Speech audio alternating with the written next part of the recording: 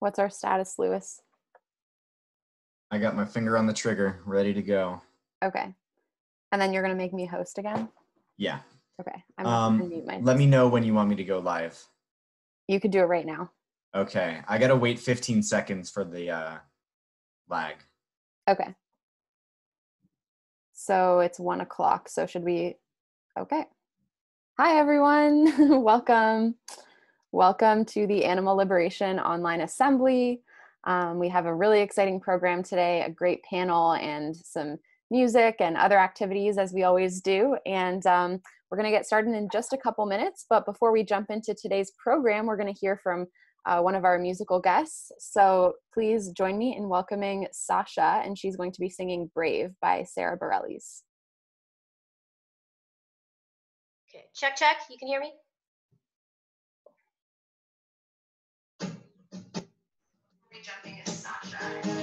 You can be amazing, you can turn a phrase into a weapon or a drug. You can be the outcast, but be the backlash of somebody's lack of love. Or you can start speaking up. Nothing's gonna hurt you the way the words do when they settle beneath your skin. Kept on the inside with no sunlight, sometimes the shadow wins. But I wonder what would happen if you say what you wanna say and let the words fall out. Honestly, I wanna see you be brave. What you wanna say and let the words fall out. Honestly, I wanna see you be brave. Wanna see you, I just wanna see you. Just wanna see you. See you be brave. Wanna see you, I just wanna see you. Just wanna see you. Everybody's been there, everybody's been stared down by the enemy. Falling for the fear and doesn't disappear and bow down to the mighty. Don't run, stop holding your tongue. Maybe there's a way out of the cage where you live. Maybe one of these days you can let the light in and show me how big your brave is. Say what you wanna say and let the words fall out. Honestly, I wanna see you be brave with what you wanna say and let the words fall out. Honestly, I wanna see you be brave. And since your history of silence won't do you any good, did you think it would? Let your words be anything but empty. Why don't you tell them the truth? Say what you wanna say and let the words fall out. Honestly, I wanna see you be brave with what you wanna say and let the words fall out. Honestly, I wanna see you be brave. Just wanna see you. I just wanna see you. Just wanna see you. See you be brave. Just wanna see you. I just wanna see you. Just wanna see you. See you be brave.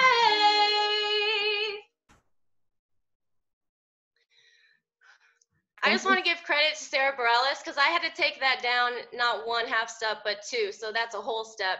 So she's a really underrated singer and I love her.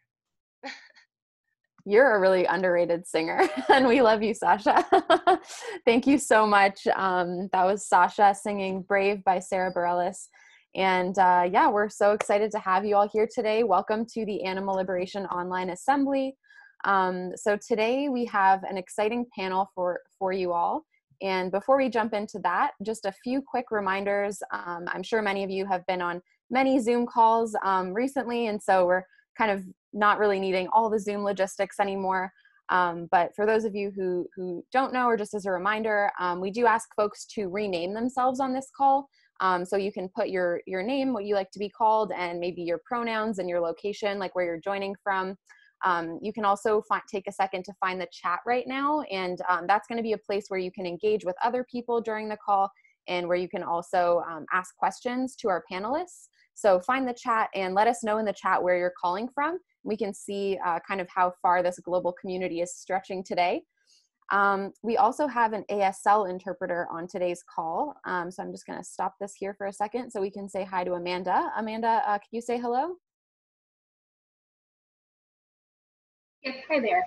If you need to pin me the top right corner, there's three little dots. You can go ahead and click that and click on pin video, and then you can see me.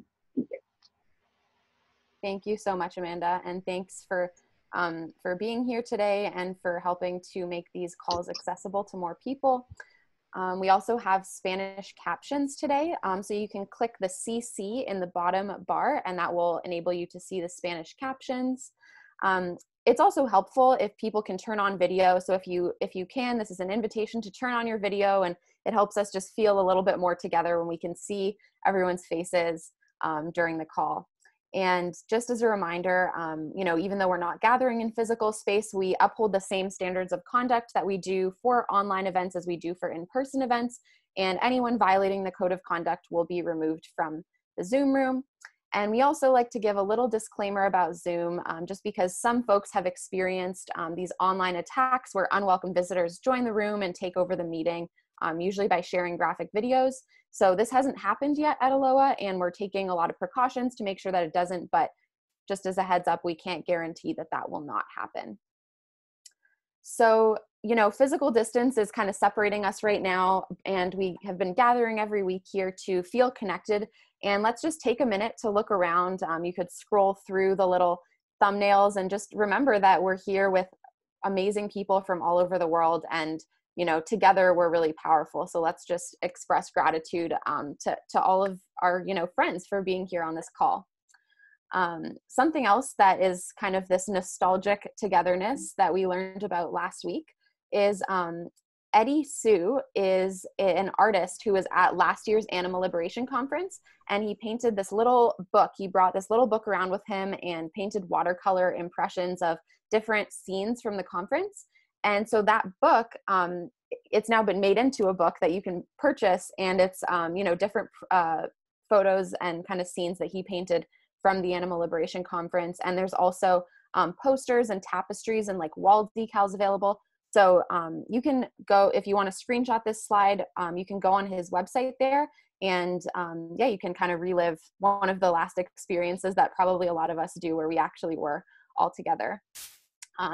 And another thing, kind of looking forward to when we can gather together, are the ALOA after parties. So we don't know when these are going to be yet, but we already have a number of cities around the world committed to planning after parties where we can come together and, you know, just get together again and experience what it feels like when we have community around us.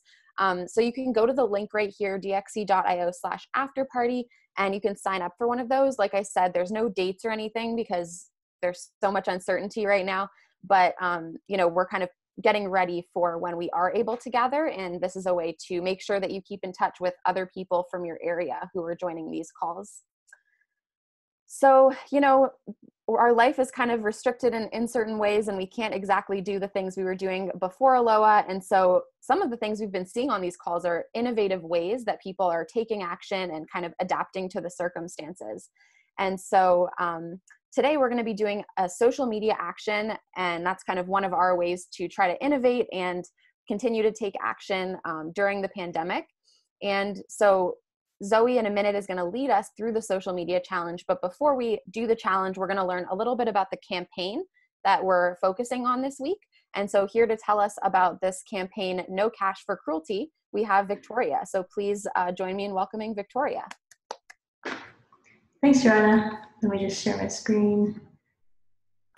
All right, so hi everyone. I'm giving a quick rundown of the campaign that the Bay Area chapter decided to adopt as a legislative goal back in March. It's called No Cash for Cruelty.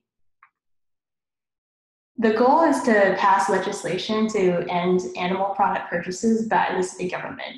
This includes official city events, city departments, and public services like hospitals, jails, and schools. And the inspiration from this campaign came from divestment movements around the country, which are trying to get institutions to withdraw their financial support for fossil fuel companies. And in DXC, we talk about systemic change. We're trying to dismantle the system that props up animal ag. A large part of that system is the government.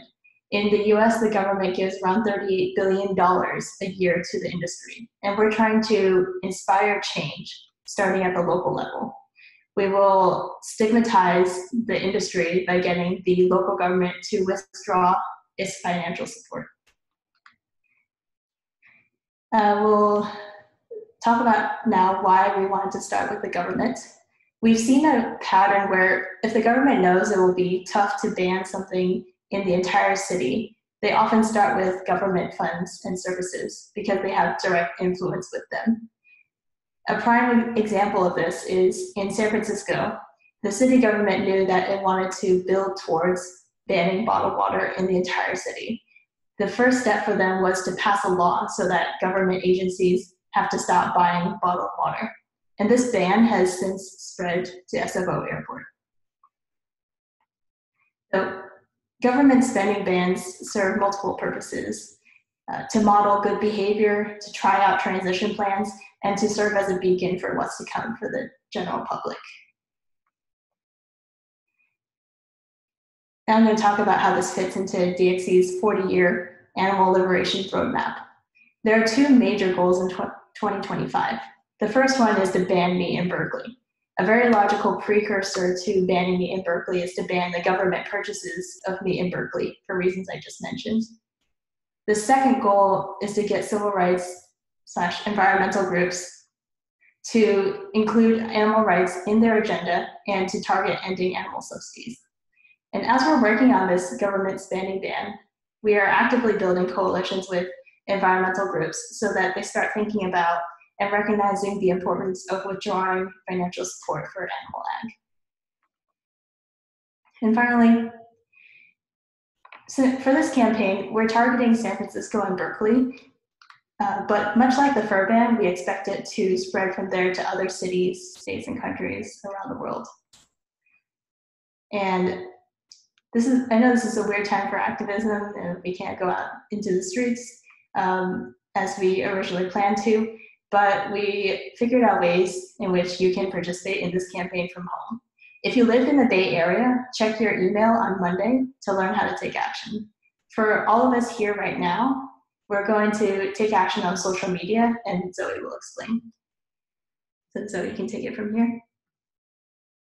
Yep, thanks so much, Victoria. I'm gonna go ahead and share my screen here. And 1 second. Awesome. Well, like Victoria said, it's obviously a really weird time, and it's a lot harder to do activism, and we're having to be innovative and find new ways to influence the public and influence our government. And so every week on the Aloha calls, we've been taking an action together online using social media so that, even during these hard times, we can keep speaking up for the animals and keep creating change, because we will not be silenced by a pandemic. And in fact, there's a lot of new things that we can talk about relating to this pandemic in regards to our activism. So we're going to do a step-by-step process here like in past weeks. And to start, I want everybody to go grab some ketchup, fake blood. If you're like organized protests all the time, maybe you have fake blood in your house. But ketchup, fake blood, red dye, even like if you have some cherries, you can crush some cherries, just somehow make some something that looks like blood, and then get cash, 1 or 2 $1 bills should work fine. So I'll give folks 3 minutes to go find those things in your house. And if you don't have cash in your house, don't worry, you can just, you can do this challenge without it. It's better if you do have cash, but you can make it work regardless.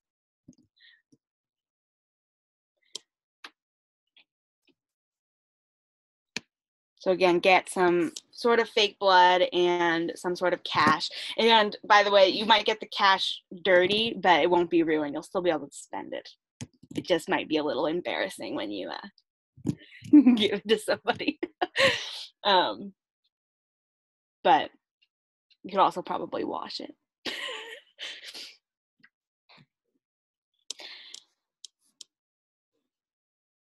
And like Victoria said, we're starting with these campaigns in Berkeley and San Francisco, and that's just because we think that these are 2 cities that, you know, 1, we can realistically create change there because they are progressive, and 2, they're also cities that other progressive cities around the country kind of look towards for change.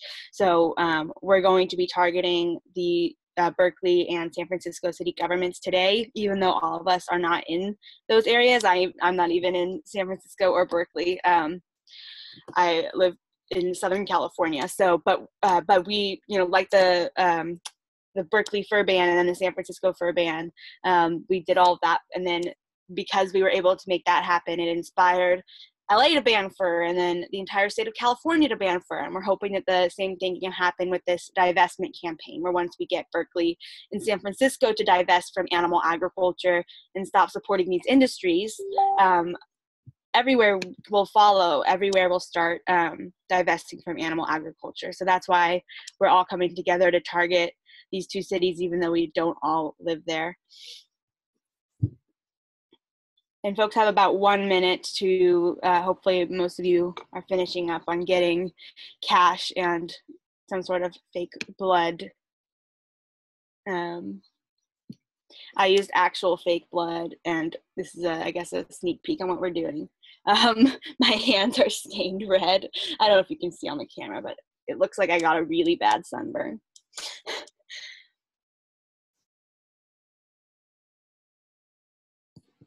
All right, 30 seconds. Again, you're getting fake blood and a $1 bill or $2 bills, or even use a 20, whatever you want to do. It's up to you, whatever you have. And if you want, you could also get coins, I suppose, but it might be a little trickier for what the action plan is.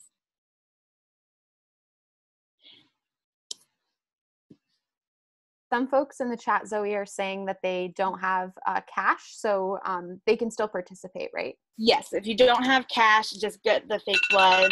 3 minutes is up. Yeah, if you don't have cash, just get the fake blood, and you can still do it without the cash. Okay. So, whoops. So next step, you're going to go ahead and spread the fake blood onto 1 or both of your hands.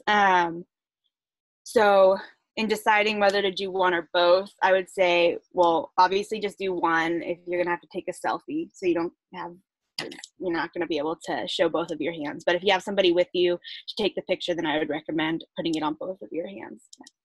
So I'll give people maybe 2 minutes to do that. So just get your hands all bloody.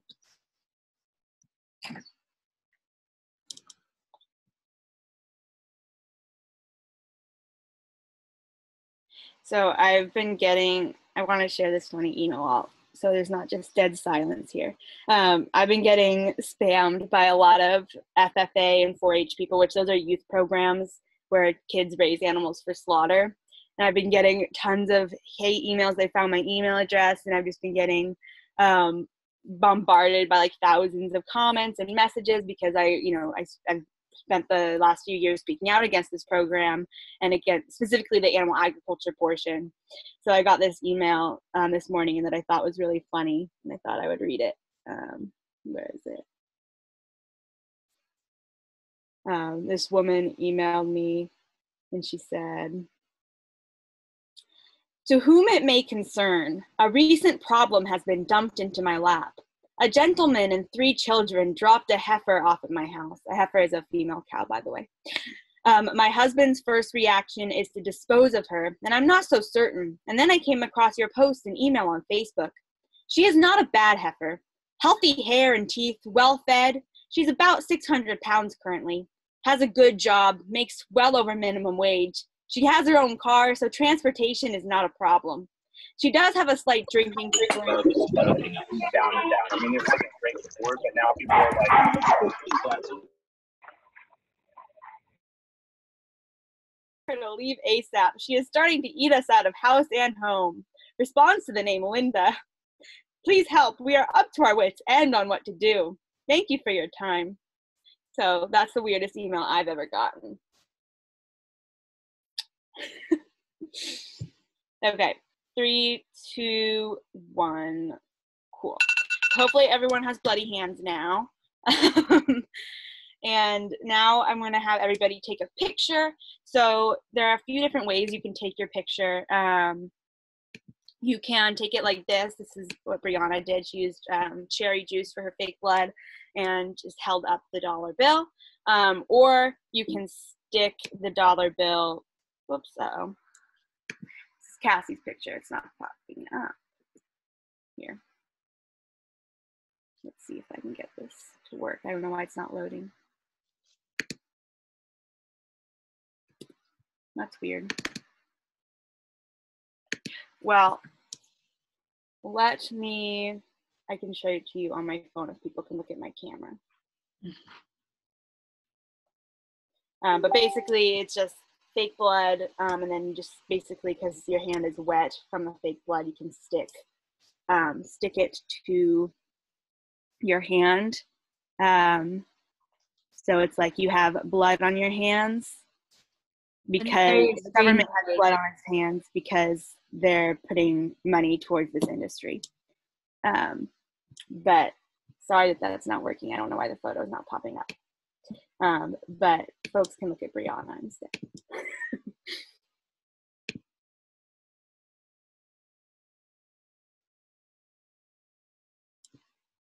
So I'll give people 3 minutes to take a picture. 3 minutes on the clock.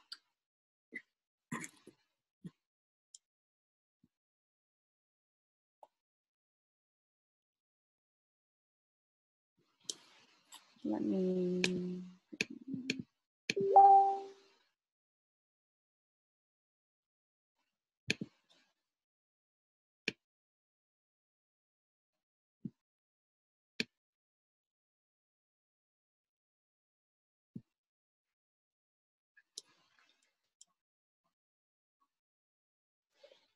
And again, we're all taking this campaign together to unite against San Francisco and Berkeley governments, but it's not just about those governments, it's about what's ultimately going to be the nation, governments in every nation, because we want to ultimately have every government divest from animal agriculture. And we're just starting with San Francisco and Berkeley and hoping that that will extend to every city and country and state in the world.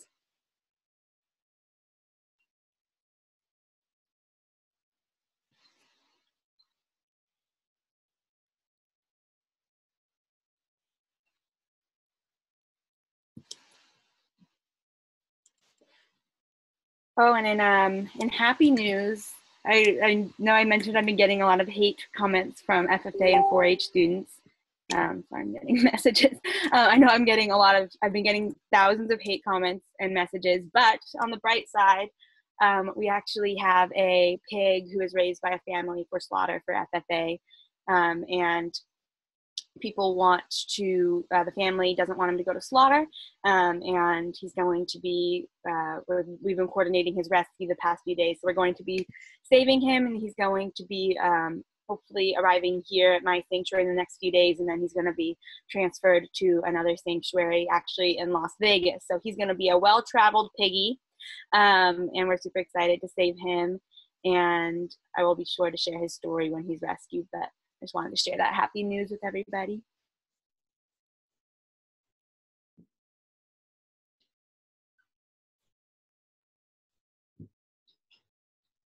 All right, folks have about 30 seconds to finish up taking your photo. If you have extra time, you can do like fancy edits like Brianna did. Right, 10 seconds.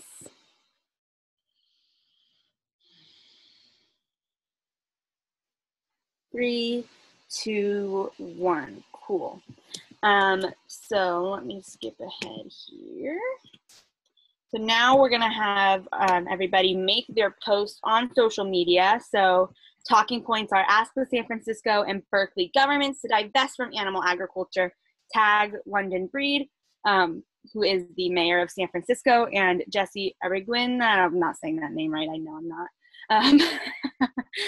But tag him, it's all on the screen here.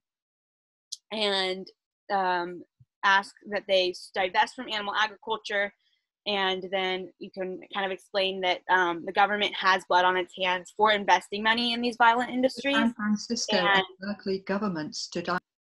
And you can write for a hashtag, put hashtag no cash for cruelty. So I'll give folks about 3 minutes to go ahead and make your posts on social media.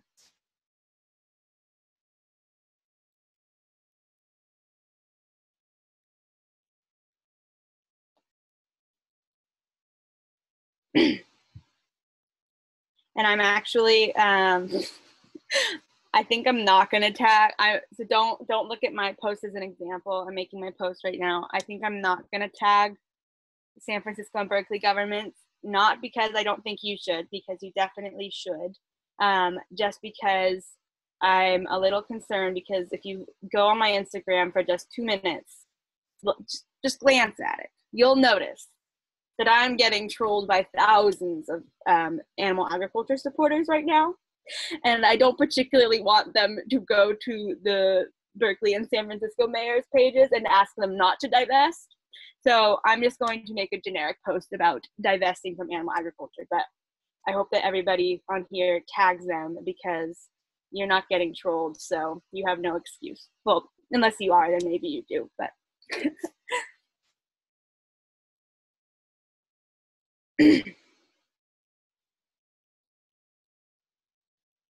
Again, we're asking the San Francisco and Berkeley governments to divest from animal agriculture, and tag London Breed, the mayor of San Francisco, and the mayor of Berkeley. Both their ats are on the screen, and you are welcome to completely take the wording on here word for word if you'd like to.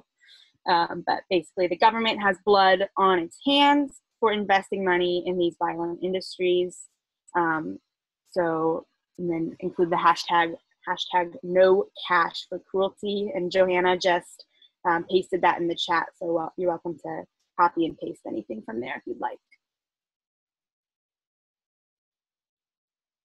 And maybe, Zoe, once people have posted, they can put the links, like if you post, put the link to your post in the chat, and then folks who maybe didn't do the challenge or can don't want to do the blood on their hands thing right now, we can go and share people's posts once they make them. So once you make your post, send us a link to it in the chat, and we can all help each other get lots of likes.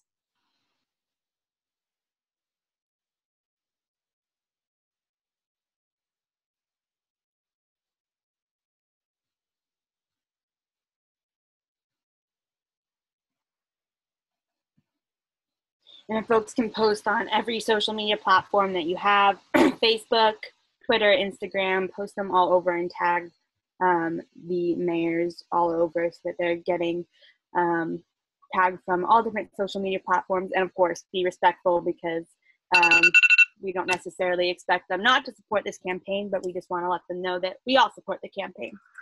So the 3 minutes is up, so hopefully folks are finishing up here with their posts. And yeah, Paul just pointed out, don't forget to tweet. The mayors are most likely to probably see it on Twitter. And yeah, thank you all so much for taking the challenge and taking action with us today. And I'm going to pass it back to Joanna. Thank you all so much, and I hope that your posts make a difference. Thanks so much, Zoe, and thanks for everyone who participated in that. If you just need another minute or two to finish writing up your post, you can take that now. And just before we get to our feature for today, which is our panel called Making Vegans Look Bad, we're going to take a short musical break here. So we have an exciting music video to feature, and if you want to use this also as an opportunity to maybe get out of your seat and just stretch, or take a short break from looking at the screen, that's also fine. You can just listen and enjoy the music. So yeah, like I said, up next we have a musical feature, and this time we have a music video. Animal, aka Lila Rose, is a Canadian-born, LA-based singer-songwriter, producer, filmmaker, and activist who isn't afraid to walk the edge in sound and sight. Her music has been featured on hit shows like Fox's Lucifer, Wentworth, Vice, and she's opened for acts like Moby and Waka Flocka Flame. So today we're going to be screening her music video called Confessions. And yeah, please help me in welcoming Animal.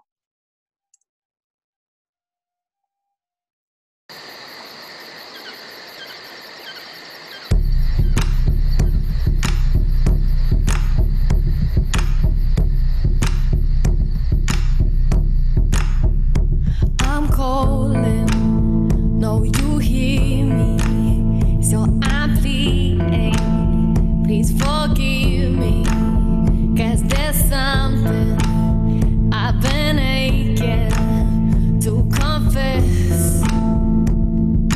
Oh, this messy. Oh, oh, oh, oh, oh, oh, oh, oh, oh.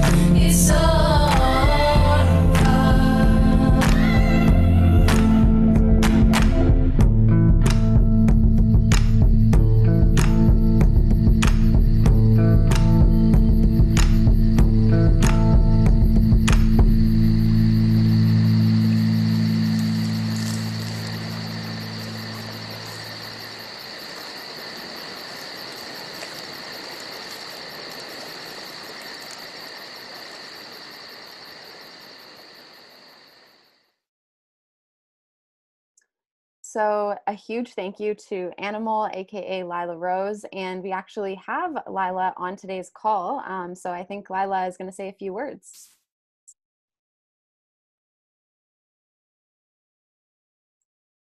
Hey everyone, thank you so much for having me. I was just thinking as I was, listening before, and I've been on all of the, I've been here every weekend for this conference, just how grateful I am for everyone's way within this movement. My way, my number one way is through art and activism. But just to, I didn't know about this particular organization that we have, we were just doing this action for. And I mean, I know about the actions because I've been a part of them, but I didn't know what behind it. And I'm just so grateful. And it's just to say that every one of our ways matters, through the arts, through direct action, through peaceful action, other kinds of actions, protests, talking to people we meet on the street. I'm just so grateful. And art is my number one way, but I'm also in service to this movement through all of these other ways. So I'm really, really grateful to be here with you guys. And I saw a bunch of people asking about where to find the song and the video, and I will make sure to add that link in the chat. Thank you so much for having me, and thank you everyone for your commitment to the animals, to this earth. Yeah. Thank you so much, Lila, and thanks for being here and for being a part of this community. It's just so cool to see, what a diverse group of people we have. We have people who are, artists and organizers and professionals and all these different things. So I guess that's kind of a good segue into our next, the next part of this call, which is the panel. The reason that we all joined, this clickbaity title, "Are we making vegans look bad?" So without further ado, I'm going to welcome today's moderator, and she is the lead organizer of Direct Action Everywhere. So please give it up for Almira Tanner.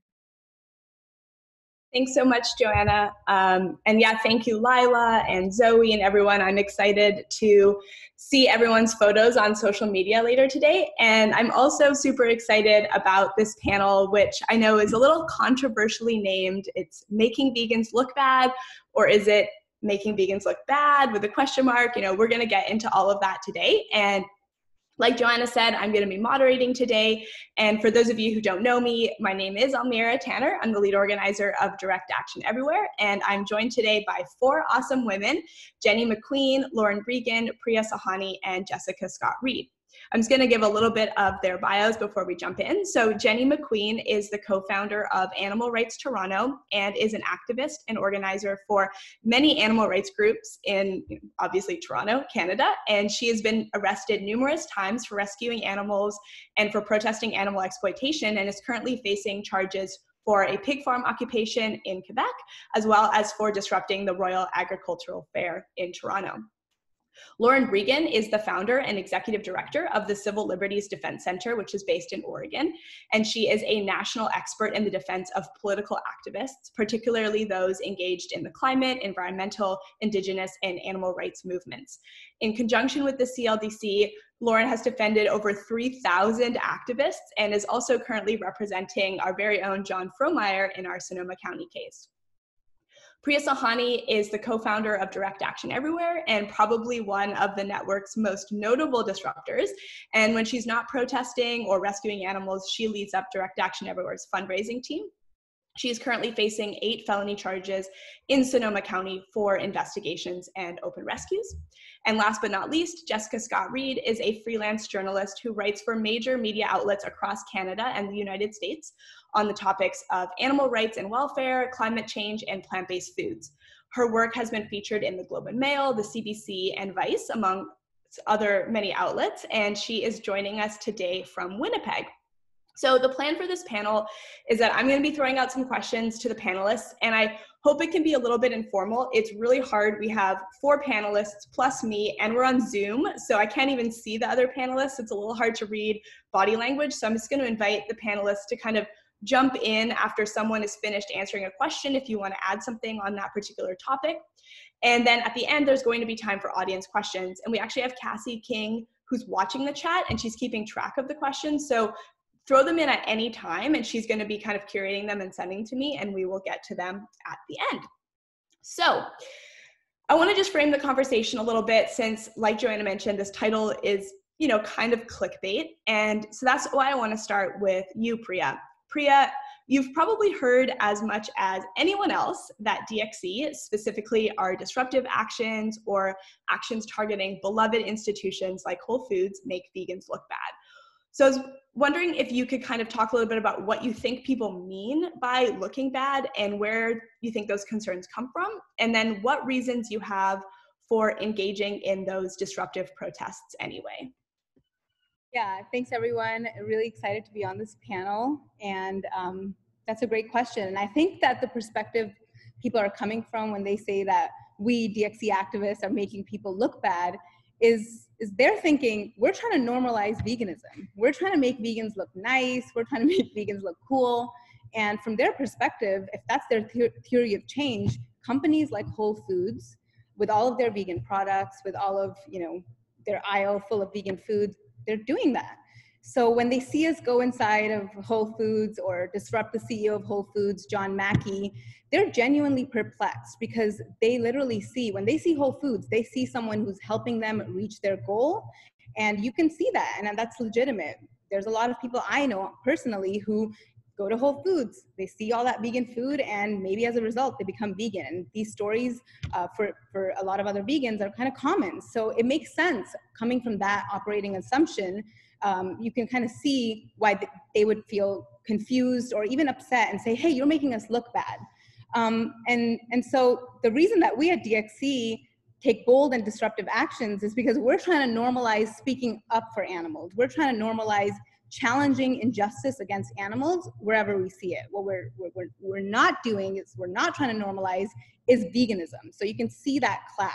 And so I think that creates some tension, but I don't know if it's a bad thing. And in my years of being, grassroots organizers with DXC, one thing I've noticed is that nobody really likes holding people accountable. Nobody likes being the bad guy, and especially when the bad guys are, these big companies like Whole Foods, and maybe except for Jenny McQueen, because she does like to do that. But we have to do that. That's our role. And the best thing that we can do when we're confronted with this sort of tension, this clash, is focus on areas where we do agree with people. And I think there's a lot of those areas. And a really good example of this is just the fact that we all agree, even people who eat animals want to see animals be safe, happy, or free. And we might not, understand their psychology, what they're thinking, what their theory of change is, but people do agree on a lot of these things. And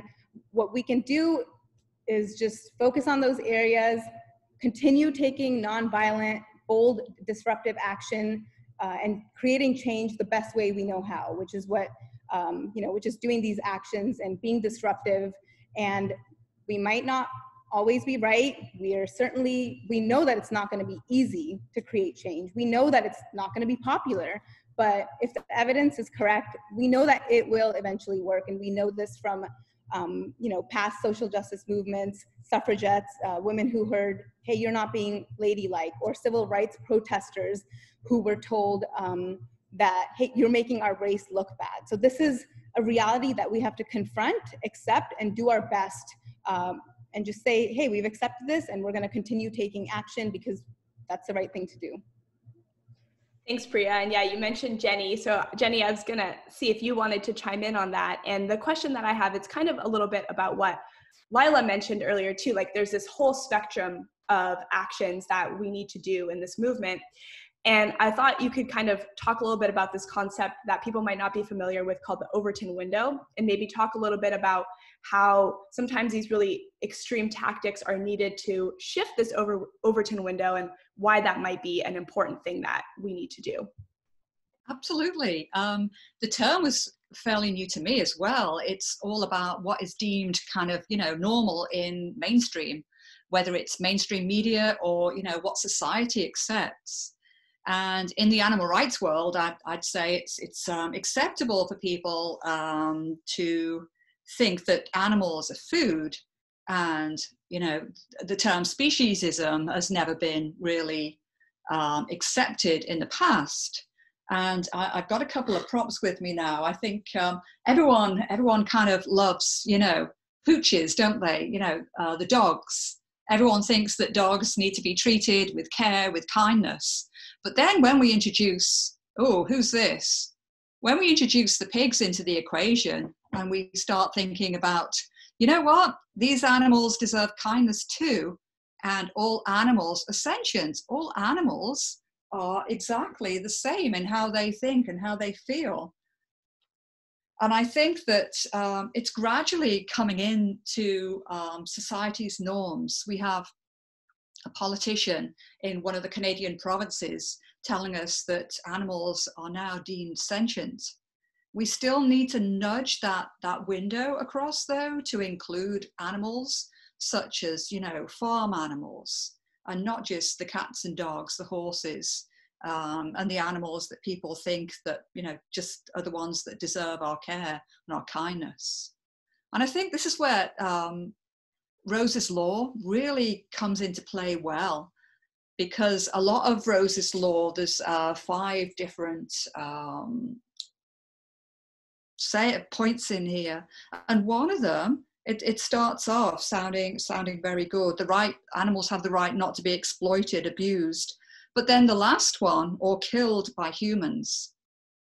So that, I think, is really nudging that Overton window really well.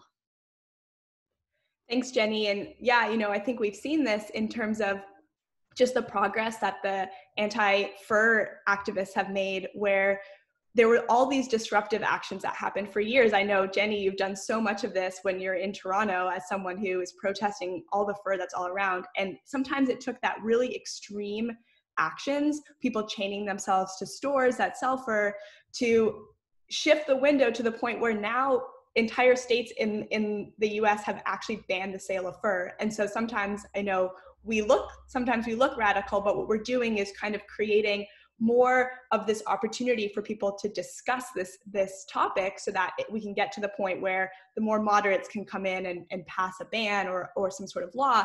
And a lot of that has to do with how we can get our information out there to the public and how we can get into the media, which is why we have, you know, a journalist on this panel. And so, Jessica, I wanted to ask you, you know, activists and like myself, I often face this tension where we want to maybe be a little bit more palatable to the mainstream or less controversial, but we also want to get into the media. And especially in places like San Francisco or Toronto, where there's protests and marches happening every day, it seems like unless you do something really wild or really extreme, you're just not going to be covered. So I was wondering if you could talk a little bit about what it's like choosing which types of protests to write about, and what the internal process of that is like for a journalist. Yeah, so I have sort of a unique position in that the majority of the journalism that I do is commentary and opinion writing rather than reporting. So a lot of the stuff that I get to write about has to make mainstream news first. Not always, but oftentimes it has to be something that's already been in the headlines, even if it's local. It has to be something that makes news first. There is an exception for major social media events. For example, last summer, Jenny, I think it was, you and activists in Ontario were having a difficult time bringing media attention to the plight of sled dogs in the summertime. And so because, you know, and oftentimes people will come to me to want to write about this stuff, not really realizing that I can't just go to editors with issues that aren't already sort of being talked about. So sometimes I'll help grassroots organizations connect with local reporters, and then once that can be reported, then I can offer more national commentary. But so last summer, Jenny, because they weren't really getting the attention that they needed, I believe that's why, she went and walked on to a sled dog operation and chained herself to a dog house where these dogs were really suffering in the heat in the summer, day in, day out, for months at a time, chained up. And because she live streamed it and was able to get hundreds of people to watch, I was able to take that to an editor and say that this event happened, and I was able to write about it for a few different publications. So that's an exception. I don't think I've actually ever written about a protest or a march. That's not true. I did one where I participated in it and shared my experience. But for the most part, actions have to be, like you say, extreme. And even more importantly, they have to include an exposure of things that the public didn't really know about. So occupations of farms, occupations of sled dog operations, things like that, where there's visuals involved, where there's sort of a news hook involved.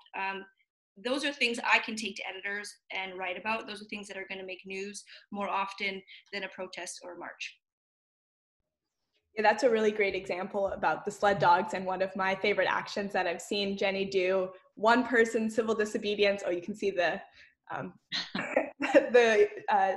challenge on my hands, but yeah, just like where it needed something to shift and be extreme in order for people to start talking about it. And in that action, and when we do civil disobedience, there's often police, now there's the legal system, and now that's where we kind of bring in our other guest, Lauren Regan, who has represented many activists in court across like multiple different movements, especially those that I think a lot of the public would see as more extreme on the end of the protest spectrum. And so I was wondering, Lauren, if you could talk a little bit about how you see the legal system fitting into this, and if you think that getting into an altercation with the criminal justice system actually puts activists into a negative light for the public, or if you think that it can actually like engender some public support, and if you have any examples from your career to share. Sure, thanks. Well, I think the first thing I would say is whenever you have a campaign or a form of activism that is challenging moral norms, or especially challenging corporations, whether that's big ag or pharma or fossil fuel industry, there's going to be a lot of state repression that is going to come along with that. And when we use the word state repression, we mean both government and corporations kind of in bed together, because we know there's like a revolving door now of politicians that go work for corporations and then go back to the government, et cetera, et cetera. So when we say state repression, it's corporations trying to get legislation passed to protect its own industry. It's, colluding with cops to selectively enforce different kinds of laws and statutes. And I think whenever you are being effective in doing that, you are also kind of putting a target on the campaign. The more effective you are at going after the profits of a powerful corporation, the more serious they're going to try to come after you as well. And you'll see that level of repression also increasing. And a common type historically of repression is creating new laws, creating more, increasing the punishments of existing laws, like making a misdemeanor a felony, slap suits. There's all sorts of different uses of the legal system that can be used against activists. And we just have to expect that. It's nothing new. It's been going on forever. And as long as activists are thinking, what are my goals? What are my strategies? And how do I effectively get to them? Normally activists, because we are nimble, because we're individuals, we're not these behemoth corporations, we should be able to dance around some of the obstacles that the state puts in our way, that puts in the way of effectiveness. And so the legal system is definitely a part of activism, whether you plan for it or not. Sometimes we intentionally get arrested and we do our best to try to figure out what the potential consequences might be. Other times though, you may not plan for it and you may end up there, either in the criminal courts or in the civil courts. So I think the one thing that I would say is, when people get sucked into the legal system, especially the criminal justice system, in essence, you have to consider yourself to be benched. You're on pretrial release, you're on probation. In essence, the state hinders your ability to continue being a frontlines activist. And so one thing I would say is, especially these days, you want to make sure that the actions that you're taking that risk arrest are the best that you can figure them out to be. There was a time period where aiming cannon fodder at a target and getting a whole bunch of people arrested and wrangled into the legal system was a thing. But more and more that tends to sort of disempower activists, because often they'll end up with fines, they'll end up on probation, they'll have bad experiences with lawyers or with that system. And it tends to, for some people, it tends to make them walk away and not come back. So I think making sure that you've got all your pieces together in a campaign before you risk arrest is definitely really important. And then making sure that you have lawyers that are going to work with you to include the politics in the court system is also really important. If people are knowingly risking arrest and they're going to engage with that system, the least that their lawyers can do is do as much as possible to get the issues and the politics into the courtroom as well.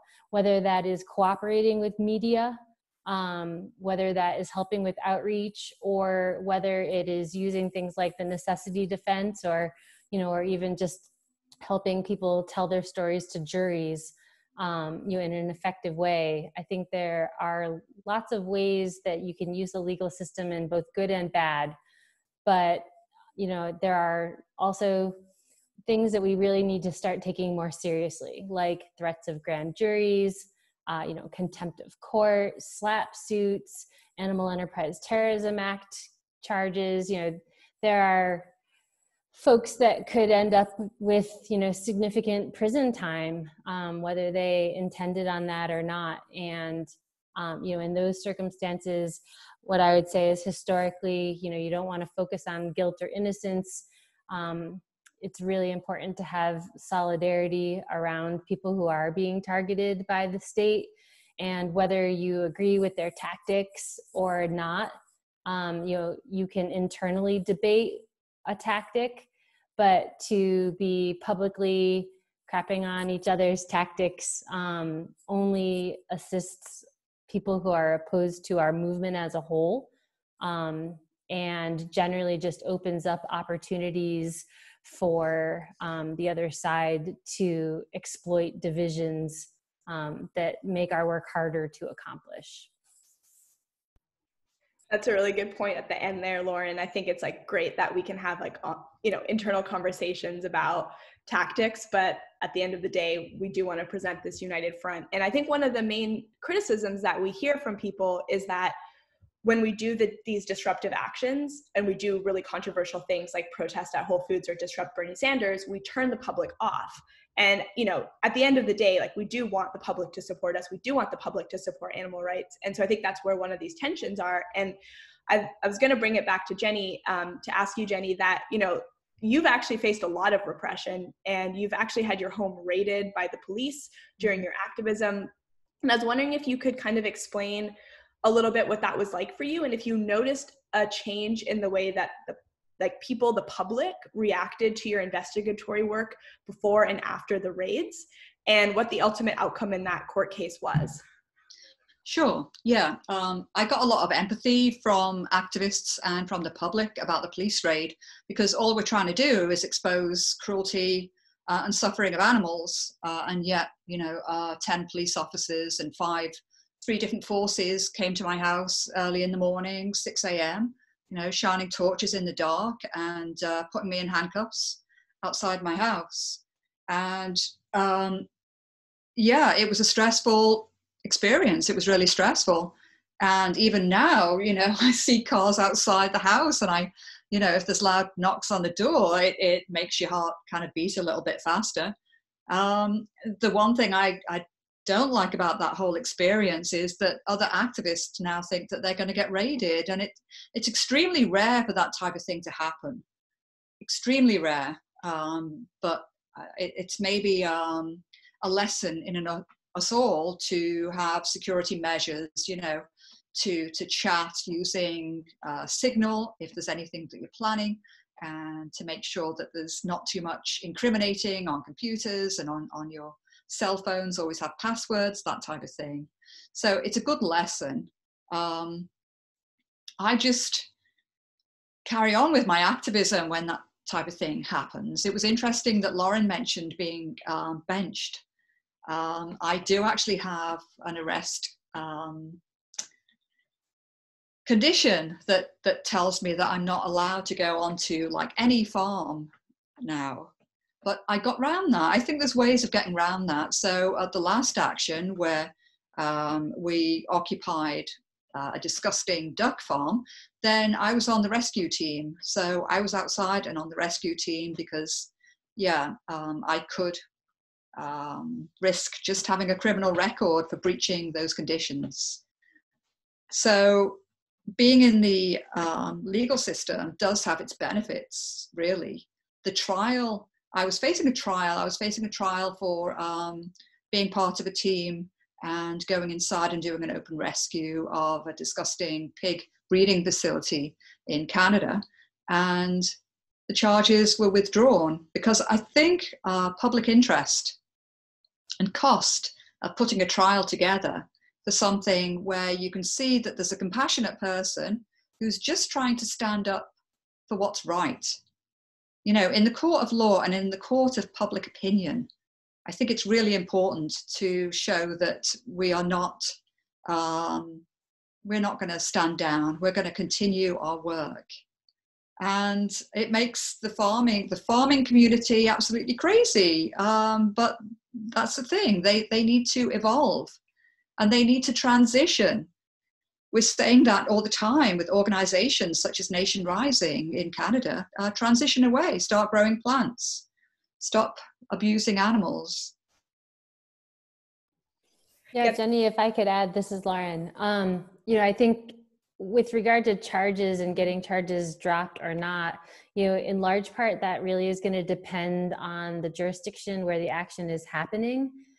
You know, unfortunately, a lot of frontline areas, whether it's big ag like Sonoma County, or whether it's fossil fuel industry, and we're talking, you know, rural areas where a lot of people are making their livelihoods off of those industries, those communities end up being the jury pools, and those communities are electing the DAs and are employed as cops and stuff like that. So where the action happens and what kind of groundwork a campaign has done to build, if not support, at least respect for the campaign can really make a difference in those charging decisions.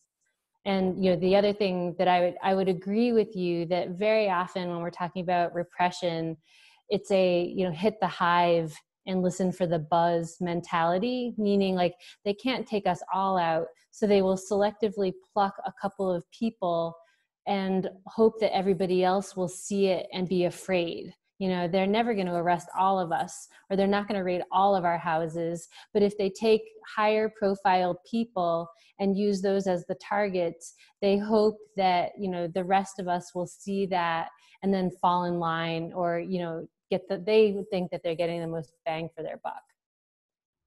Yeah, thanks for that, Lauren. I was going to say, I think Jenny hit a really good point where she mentioned that after the raids, there was a lot of empathy. And so I think, you know, maybe initially we do these disruptive actions and then people are like, well, that's weird. But when we get the repression, we get to gain people's sympathy back. And I was wondering, Lauren, if you could just add on a little bit, if you've seen how like public sympathy or public perception has actually affected the outcome in certain court cases that you've been involved in. Definitely.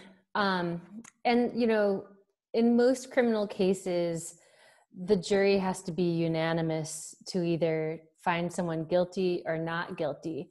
And so in a lot of the cases that we've handled, the first thing that we tell defendants is you need to like look the jurors in the eyes and kind of build trust and rapport. Like as activists, it's not hard for the fact that you're a good person with ethics, that you're trying to, you know, mitigate suffering, you know, that you're doing it for these like values that most people will acknowledge, if not, you know, agree with. And so the first step is to just build some form of trust bond with those jurors. If you can do that and, you know, your lawyer asks you the right questions and lets you sort of tell your story, and you tell that story in like a humble, non-preachy way, you know, this often takes some work if you've been on the campaign trail for a while to sort of back off from that a little bit. But if you tell a genuine story and you build trust, in my experience, you are going to win over at least one of those jurors. One of those jurors is going to think this person should not go to jail. And that's all you need for a hung jury which means you're not convicted of the charge. And then the state has to choose to either re-prosecute you or dismiss the charges. For activists, a hung jury is a win. And oftentimes the state is not going to re-prosecute because, like Jenny mentioned, the cost and the effort that goes into that. And so I think making sure that I think the way that it backfires in my experience is people who are unable to bond with that jury pool. Just to give a silly example, if you're in Sonoma County with a bunch of cowboys and ranchers and folks like that, and I come in dressed all in black from Seattle, as a big city slicker, and I kind of talk a talk and I, use a bunch of vernacular and letters and code words that like normal people are not going to understand. They're going to be able to other me, and they're going to see me as an outside agitator. And then I'm the kind of person that they want to never come back, and they want to deter other people like me from coming back too. So that's kind of the two sort of like forks in the road that I normally see. But yeah, I hope that answers that. Yeah, thanks, Lauren. It sounds like we kind of have to play a lot of roles as activists. We have to be disruptive in order to kind of gain attention. And then we have to be like, we're totally normal and relatable and everyone wants to be our friend and you totally agree with us. And a lot of that, I think, like I mentioned earlier, I think a lot of the ways that we communicate with the public is through the media. Most people don't see the demonstration firsthand. Most people aren't in a jury pool. And I wonder, Jessica, how you think activists should evaluate press coverage? Because I don't think a lot of people think all press is good press, but how positive does it need to be in order for you to think it's like actually a win for the movement? I think the best way to evaluate press coverage is really to look at language as well as the type of publication. I mean, if you have a lot of, liberal publications or advocacy publications, talking about our actions, that's good. Any kind of press in that sort of regard is good. But if you have more conservative publications or sort of center national publications that are talking about actions and animal issues, I say in matter-of-fact language, to me, that is a win. You'd want to avoid sort of language like, militant and extreme and those sort of cliche descriptions of vegans and animal activists. But I also find that a lot of the emotive language that, say, some of the advocacy publications or animal rights groups use, you don't want to see a lot of that in mainstream media either, because, your everyday reader might just turn off from that type of language. I like to use very matter-of-fact language when I'm talking about animal issues. So for example, this last week, I published a piece in the Toronto Star about Bryan Adams, the famed Canadian singer who made some racially insensitive comments, in my opinion, as well as talking about, wet markets. And so that created a huge conversation. And I used that as an opportunity to talk about animal issues, factory farming in Canada. So I talked about piglet thumping, chick maceration, the removal of newborn calves from mothers in the dairy industry, and I used very specific language. So even though we're talking about Bryan Adams and his comments on Instagram, I'm going to use that to talk about very specific, cruel things that happen to animals in factory farming, but I'm going to talk about it very specifically, the way we would talk about other issues in the media that don't have to do with animals. So to me, evaluating the way that actions and animal issues are covered, looking for matter-of-fact language, to me that means we are permeating the mainstream and we're talking about these issues in ways that we would talk about all other important issues.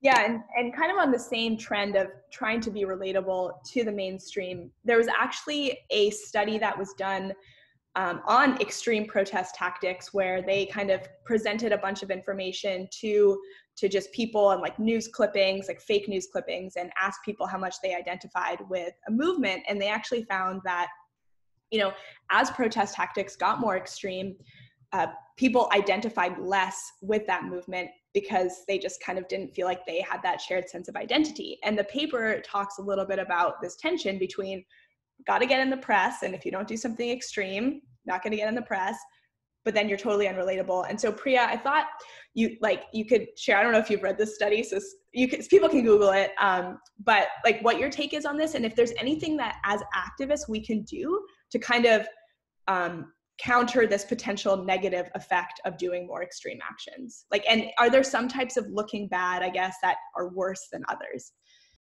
Yeah, I think what Lauren said and a question that she last answered was really important and something that I wanted to elevate, which is that, you know, we're trying to do the right thing. We already have the right message on our side. And what we're trying to do is convey that to, in the case that Lauren was talking about, to the jurors or whatever, the media, in an effective manner. But the reason that's so important is because we have good values already, and we just have to make sure that we embody those values. And the best way I think we can do that is just by being our authentic selves. We are all, we all hopefully believe in these values genuinely. And so when we're walking around, when we're talking, when we're doing actions, to really take it to heart and to remember that, we are trying to be relatable, we are trying to be approachable, and think of DXC's values, and especially fiercely nonviolent, and just genuinely trying to be a good person, being kind, being compassionate. And the reason I think all of these things are really important, especially to keep in mind and to remember, is because we as activists need to hold ourselves to a higher moral code, so that when people do see us as doing the right thing, whether it's in front of a jury, whether it's the mainstream media, they're hopefully going to say, you know what, eventually we're going to, they're going to join our side, because we're just trying to do the right thing. And I think hopefully everyone agrees with that. But one of the things that, when we're talking about disruption specifically and answering your question, is the riskier a disruption is, if it's like a high risk, high reward disruption, I think it's important to really evaluate messaging and, what we're trying to convey to the public, because it could go wrong. And like Jessica and Lauren said, that can have negative consequences for our movement and, for the message that we're trying to get out there. So basically, in simpler words, the more disruptive the action, I think the more thoughtful, the more compassionate the tone should be, and we really should think about this. And I know in DXC we haven't always done the best job of this, but I do think we've gotten a lot better and really tried to be super thoughtful about things like this. And I just wanted to give an example about how framing and messaging, are so important, and we have to be really, really thoughtful, especially when we're doing disruptions that can be, that have a high risk and capacity for controversy. And I'll give an example of this. I remember when we were going to the Bernie Sanders disruption, where I took the mic from Bernie Sanders. It was, a lot of things were happening last minute. It was kind of chaotic, and that's kind of what makes disruptions fun. But that's just kind of the nature of it. You're traveling together. There's a lot of things. I remember we were trying to do something with a hutch at the action, didn't work out. Rachel and Audrey were taping up the milk cartons and putting in the red dye. It would actually look pink. So there was a lot of things happening. And so we could have done better on getting red dye and making sure everything was getting planned well. But the thing that Matt and I talked more than anything about was the first line that we're going to say at this Bernie Sanders, hopefully when we get the mic from Bernie Sanders. Like, we're really talking about this. That's the most planned thing in that action. And, and I think the reason we did that is because we knew this is going to be controversial. How are people going to view this? And we're going to get the mic taken away from us. And so what are the first few things that we want people to hear? And that's where we landed on Bernie, I'm your biggest supporter, and, stop propping up the dairy industry and stop propping up animal ag. And then they took the mic away from me. So yeah, so I think to summarize that, just be the good people that we are, remember our values, and be really, really thoughtful when we're doing disruptions and actions that are going to have a higher potential of, higher risk, higher reward, and high potential for controversy.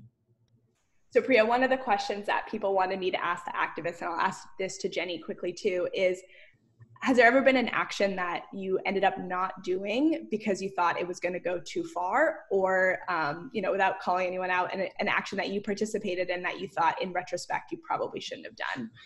And Jenny, you can chime in too if you have anything that you feel like, I was going to do this, but then I thought this is actually going to cause too much backlash or it's too negative. Allegedly. Yeah, there was a disruption that our chapter wanted to do of a particular individual who's very well known, and I really fought against that. And in the end, we didn't do that because the optics were just not going to be good. So we do think seriously about how things might look both in the general population and in the activist population. And sometimes the way we do something, we did an action last year where we got actually locked in a bridge over a busy road between two shopping centers. And that could have gone extremely badly because it looked like, you know, here's a rabble trying to get into a shopping center to disrupt. But in the end, the public actually supported us and were shouting for us to be freed. So I think if you can turn things around sometimes, if they haven't gone too well, then you, as an activist, you know, the people around you try and calm everyone down, try and retain that good vibe for everyone, and then get public on side and get media on side. And even if something has gone kind of poorly, you can sometimes turn it around and do the right thing. Yeah, I'm trying to think. Personally, I can't think of a disruption where I feel like I regretted doing it.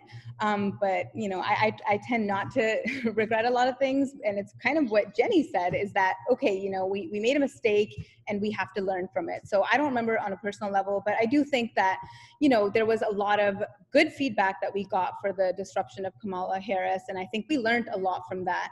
And I just think that, you know, in hindsight, we would have done a lot of things differently if we did it. And I think one of the things that I felt could have gone better is if I had actually done it. And I do think about that often. Hey, you know, the optics would have been a whole lot better if I could have done it. So just being honest about that, but also just saying, hey, we made, you know, we didn't think about this too much. And the lesson that we can learn from this is next time we need to be more thoughtful and just learn, because we're doing something that's never been done before. We're trying to make animal liberation happen. There's no recipe book for this, or, you know, how to, like, you can't look it up. So as long as we learn and continue to create changes and do it in a way that's deliberate and thoughtful, I think hopefully we're gonna get to where we wanna be. Thanks, Priya and Jenny. Yeah, I think, you know, a lot of the public is very much still in this mindset of, you know, you follow the law, and if you break the law, it's like weird, and maybe, you know, what's wrong with these people? Like, why are they breaking the law? And I was wondering, Lauren, if you could talk a little bit about your experience using, or like defending the valve turners. I'll just give like the 30-second explanation of what I have. Is valve turners basically shut off pipelines. It's like civil disobedience for the environment. And Lauren is maybe world expert in using the necessity defense, claiming that this action, while illegal, was justified because it was preventing a greater harm. And Lauren, I was wondering if you could just talk a little bit about how possibly using the necessity defense can kind of turn lawbreaking on its head and gain more public support, if you've seen that happen, and also how we might be able to apply that for animal rights. Sure. I mean, when I first started being a lawyer 23 years ago, there was a lot more animal rights direct action going on at that time in the Northwest. And we actually tried using the necessity defense a lot in the animal rights scene. I think that the reason that we were finally successful with using it in the climate situation was, and especially in the valve turners, was, you know, number one, they planned their action with the intent of using the courtroom as part of their campaign. And so, you know, one of the prerequisites for the necessity defense is that you have to demonstrate that you've tried all reasonable legal alternatives. And so these 50-something, you know, 60-year-old activists had these really long resumes of running for office, you know, petitioning, drafting legislation, you know, doing the whole night. You know, one was a labor organizer for 30 years, another was a teacher. Like, between them, they had like the full spectrum to be able to take the stand and say, we've tried everything that is reasonable and legal. And because the fossil fuel industry basically has manipulated our democratic systems, no longer do we, the people, have access to social change the way that like nonviolent civil disobedience was supposed to, be available. And so that's the first thing, is that you really have to do your legwork, in terms of the campaign. The second thing is you should always assume that it's not going to work and that you're going to get convicted. We just a couple of months ago had the first criminal case go through the full jury trial process using a necessity defense. We were able to put experts on the stand, and the jury came back and acquitted the activists. And the reason that, as somebody who really strongly believes in the necessity defense and usually believes in like all of the causes that we're defending, you're making a huge ask of a normie. You are asking them to balance the scales between the law and obeying the law and societal safety from the system of laws versus something like the harms from climate change, or, the harms from an unsafe food distribution system, or, something along those lines. Like, even if you do everything right, the idea that a jury of your peers is going to think that breaking the law is justified for your particular campaign or political issue is still a huge ask.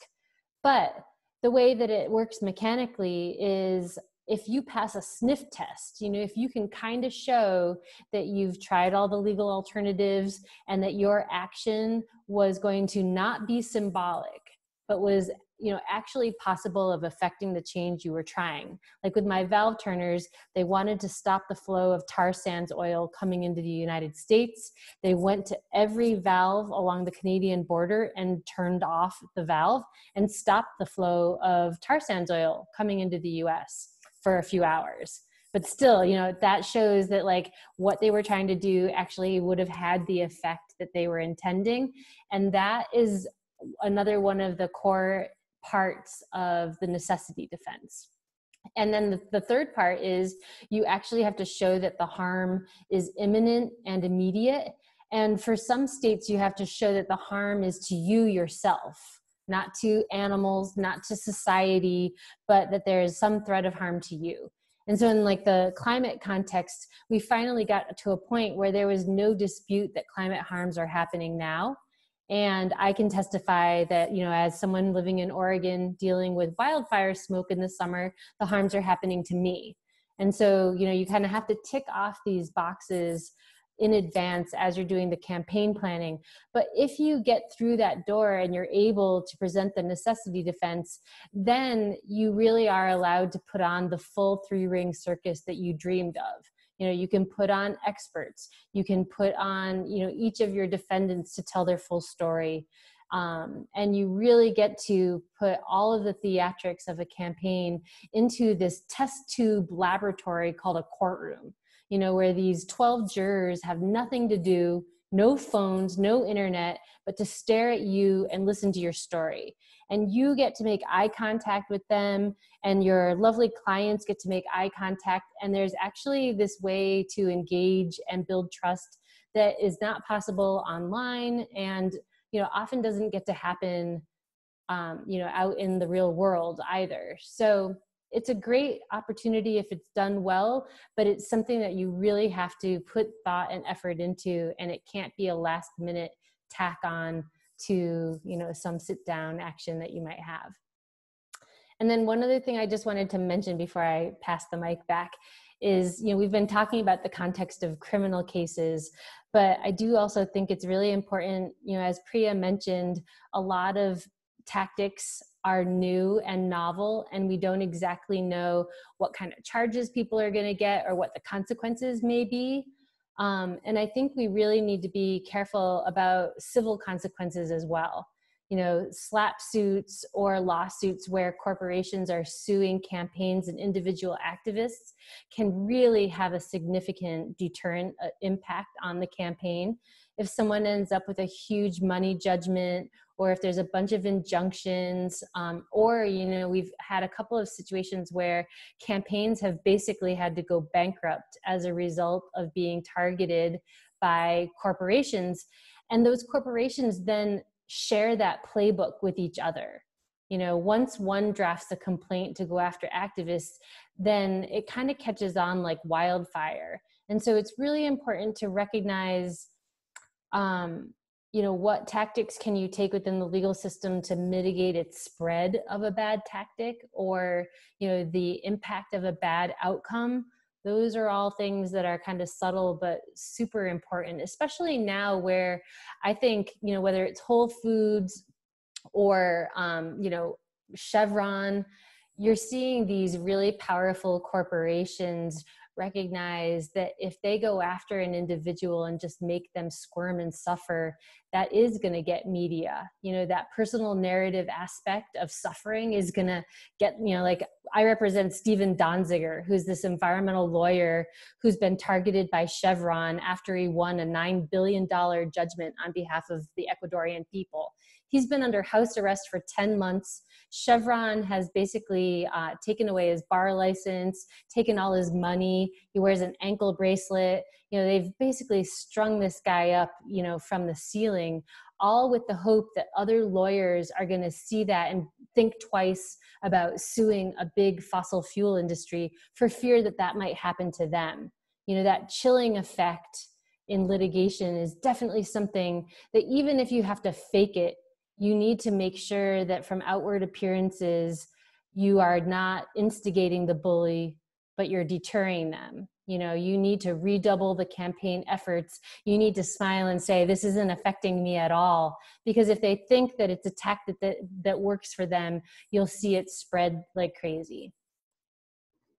Yeah, thanks for that, Lauren. As someone who's now being sued by multiple corporations represented by the same lawyers, I can see that they are really sharing their playbooks with each other. And I do think that's another concern that people have, is that these extreme tactics, they cause this repression, they make people feel scared, they don't want to be activists anymore. And what we really do need is more activists. And I was wondering, you know, Priya or Jenny, as kind of the two activists in this panel, like, do you know of people who've actually been brought into the movement because of some of these more disruptive and controversial actions? You know, so often we talk about all the people who were like, I don't want to be part of that. But I think there's still people who've actually joined because of them. I don't know if you have any examples or any stories about that. I'll let either of you go first. Maybe I do, from all the actions that I've done and the fact that I wasn't able to be on any red team. I was so pleased to see that, you know, 15 people stood up and participated in a red team going inside the duck farm disruption that we did fairly recently. So these are people who, a lot of them have not been arrested before, who've, you know, upstanding citizens, and they're willing to take that risk because they want to do what's right and they want to make a difference in their lives. Yeah, definitely. I mean, a few people come to mind because I know them really, really well, and I'll just list them. Tanya, most of us know Tanya, who first heard about DXE because she was at a Bernie Sanders rally, attending as a participant, as a Bernie supporter, and she was inspired. We met up at a protest, actually met Elmira, myself, and a few other people I'm forgetting, met Tanya at a protest. And now Tanya organizes protests herself, and, you know, whether it's mobilizing tons of people, hundreds of people, like at the Animal Liberation Conference. And then Matthew McKeefrey, who is the lead of DXE's protest team, but the first time he heard about us, and this makes me so happy, is when he saw the disruption of John Mackey, which I had the honor of doing. And so Matthew not only is here in Berkeley as a result of not just that, but also seeing other actions, but is also has also mobilized hundreds of people. And Miriam, who saw the first It's Not Food, It's Violence campaign. Correct me if I'm wrong, Miriam, that could be wrong. But I think it was the first It's Not Food, It's Violence campaign. And Miriam thought, wow, I want to join these people, started coming out to DXC stuff. And Sanjeev, who saw Whole Foods protest and was like, whoa, there's Indian people who do disruptions. And now Sanjeev is one of DXC's defendants. And, you know, it wasn't just that. I know these stories because people told me, and I know that there could be hundreds of other people or dozens of other protests that inspired them. And so anytime I feel sad, or, you know, when people are saying, wow, you're really deterring people, are you sure this is effective? I really just look around at these people and think to myself, whoa, they're doing so much incredible work. They're inspiring these people resulted in such, you know, so much amazing work happening for DXC. Everyone that I listed is doing so many incredible things and has just built capacity for DXC and for our movement at large. And every time I think of, you know, doing future actions, I think, well, who else are we going to get? Who, you know, who's the next Sanjeev, Matthew, Tanya, Miriam? Who are these people that we're missing because we're not doing those actions, especially right now during, you know, lockdown?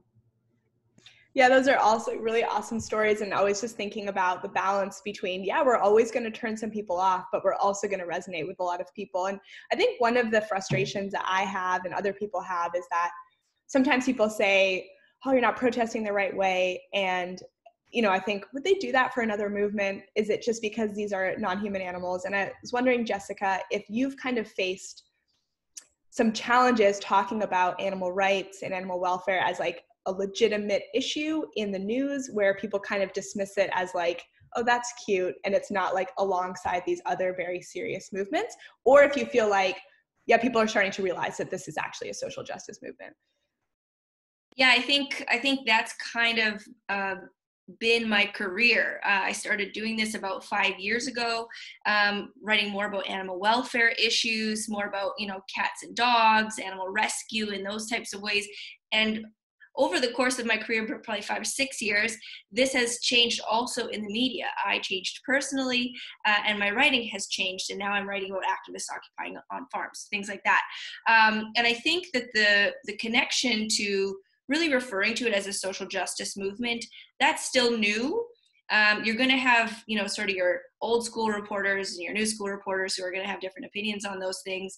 I like to make that connection every opportunity that I get. When people try to talk about activists' tactics being extreme, that disruptions are extreme, I like to tie it to past social justice movements that today people would obviously consider very important and very impactful to the evolution of our culture and our society as we are as people. And it is still new to talk about it, to talk about animals, non-human animals, as the basis for our social justice movement. That's still new for sure, but it's happening.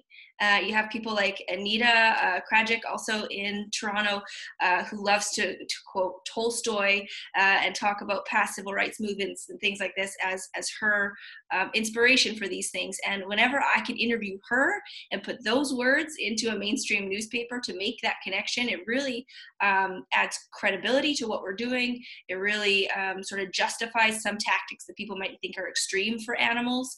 But when you drop back to historical similarities to other movements, people start to think, oh,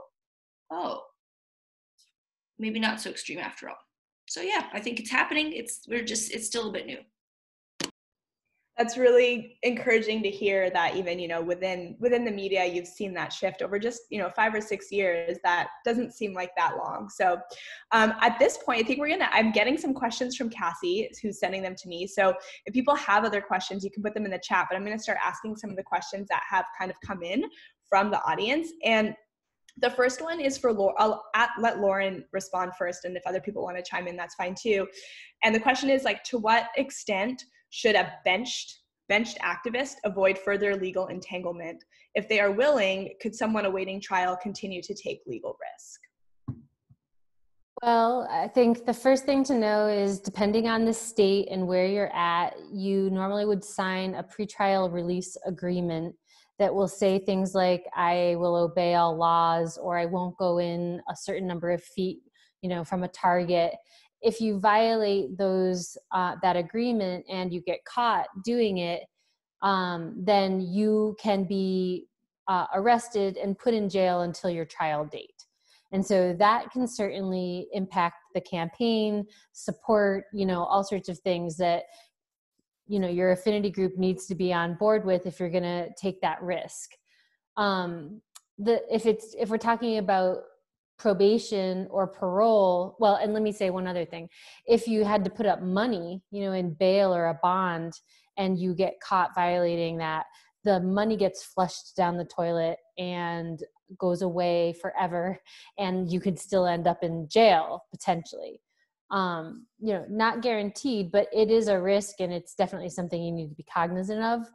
If you're on probation, meaning you've gone through the legal process and now you've gotten convicted of something, and you violate a condition of the probation by getting arrested again, then, number one, you're going to get entangled in the legal system for longer, because now not only do you have to deal with your new charges and your new case, but now you're going to get a probation violation on the old case, and you can get fined, jailed, and more probation. So generally speaking, for most people, my advice is get in, get out. If you are doing something where you're going to get convicted, or it's likely you're going to get convicted, we want to get you through the legal process as fast as possible and get the clock ticking so that you can get back to it, or at least be freed from the legal system sooner than later. And of course, right now with COVID, the additional exacerbation is being in jail is not necessarily a safe place for anyone, but in particular right now is not exactly a great situation. And I put up a slide that I meant to put up earlier. This is the St. Paul Principles. This is what, back in 2008 during the Republican National Convention, a wide swath of anti-globalization activists, animal rights, environmental climate activists all came together to protest the Republican National Convention. And it was everything from silent vigils to throwing bricks through Starbucks windows. And the issue became, how can all of these different facets of a movement work together to build power and strengthen the movement without shitting on each other's tactics, like I mentioned before. And so for multiple days, this huge group of people, including myself, met on a consensus basis to draft these principles of engagement, basically. And even though this was back in 2008, I think they're still valid, and we train on them all the time, because you really need a wide variety of tactics in a movement. What is considered radical is only defined by the spectrum of tactics that are in existence, right? I mean, if you look historically, MLK would have probably have been branded as radical if Malcolm X was not also on that spectrum. And so and as someone who has defended ALF and ELF activists as well, those actions, whether you agree with them or not, somehow make disruptions more reasonable, and certainly like sit down actions look tame comparatively. So I always think that it's, really important to keep history in mind, know that there is this very wide spectrum of tactics and all parts are necessary in order to build power in a movement. And that's, really one of the biggest ways that we're going to, affect change, and really recognizing where those intersectional connections can be, and think about cross movement organizing was kind of mentioned at the beginning. Right now with a climate crisis, a health crisis, and, all of these ties to food supply and animals, it's a perfect moment, in my opinion, for some really powerful cross-movement organizing, because all of this stuff is in a pot right now, and there's no reason to just draw out one string and focus on it if there is a way to powerfully organize, between movements. Thanks, Lauren. Yeah, I think DXC is no stranger to infighting about tactics on the internet, and it would be great if that stopped happening to the extent that it does.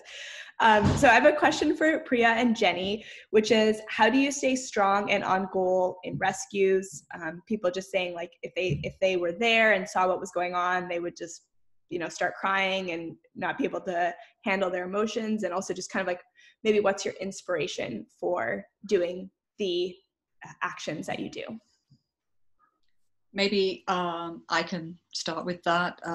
For example, when I'm inside like a pig breeding operation, if I let myself think about what I'm seeing, what I'm experiencing, what I'm smelling, then I might lose it. But I'm very focused when I'm doing an action. I want to capture everything exactly as to what's happening and get that message out to the public.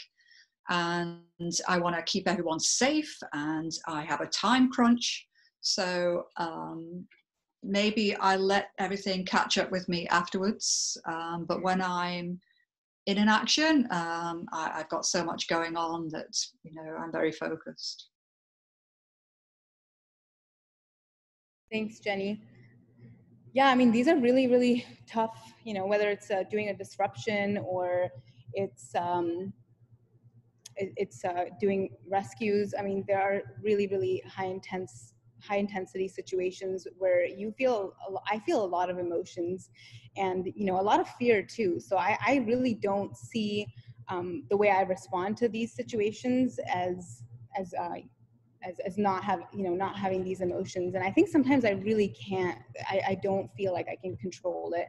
And one example of this is during an investigation where myself and someone else saw a pig who was just, you know, a piglet who was on her way out. And so we saw her, we walked, you know, inside of this place, we saw her convulsing and taking her last breaths. And I just still cannot watch that footage and hear myself basically crying and saying, oh my gosh. And, you know, it's just, it's so horrible to watch that. And it's daunting, and it's hard to not break down in that moment. And I think one of the things that really, whether it's seeing that or doing things that are really, really scary, which for me is just, you know, sitting inside a jail. I'm extremely claustrophobic. I know I'm like really public about this, but yeah, it makes me really scared. And I remember going to jail for the first time. I had to get out. I'm so claustrophobic. It was really, really scary to me. And I just remember asking myself, okay, well, what now? Am I going to just stop going to jail? Am I going to stop doing these actions? And I think the thing that inspires me now is what I think to myself, honestly, in any difficult situation, is I have to embrace the discomfort, because our lives as activists we're going to have so many challenges. Everything that we've seen now is going to be a piece of cake compared to what we're going to see in the future. So you almost have to have this, well, that's great, I will expect it, and how can I overcome this? And when I was really scared and I felt really embarrassed for, you know, having these feelings of going, you know, not being able to sit in jail and being extremely claustrophobic and just having an anxiety attack, I just remember thinking to myself, okay, well, I'm not a courageous person. And then I typed in the definition of courage onto Google, and I remember it said, courage is not having fear. Courage is actually when you have fear and you are still willing to continue taking action and in the face of fear. So when we're experiencing these emotions, whether it's having fear or crying, I mean, those are just markers telling us what's important. And so to me, I said, okay, I just need to embrace this and know that this is really important to me, and what am I going to do to overcome it? But I also want to say that I have so much support that now, like last time I went to jail, that was the first time. Third time, I was like, all right, this is fine. I mean, I have so many people who are, you know, there to, I just feel the support. You can literally sense it. And you see all these other people in unfortunate situations who don't have that, whether it's doing open rescues or whatever difficult situation you're in. I feel so supported by an incredible community online and beyond, whether I'm in one difficult situation or another. It gives me the hope to continue. Thanks, Priya. And I know if you're listening to Priya and you think you might want to go to jail, I was asked to plug something really quick before my next question. And just want to preface this by saying, like Lauren and other people said, there's a big spectrum of what type of activism we need. And if you're someone who can't or doesn't want to go to jail, like also very cool.